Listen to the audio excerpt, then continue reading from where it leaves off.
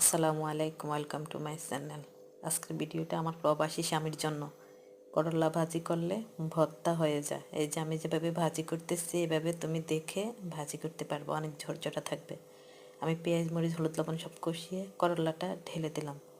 এখন নাড়াচাড়া করে একটু ঢাকা দিয়ে রাখবো, আবার ঢাকনা সরিয়ে আবার একটু লেটে ছেড়ে দেবে। যে পরিমাণ মতো লবণ দিয়ে দিয়েছি।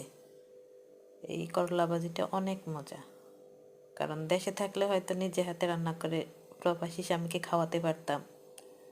এখন তো আমার কাছে নাই, অতএব দেশে নাই, আসতে প্রবাসে, তাই নিজেই রান্না করে খেতে হয়।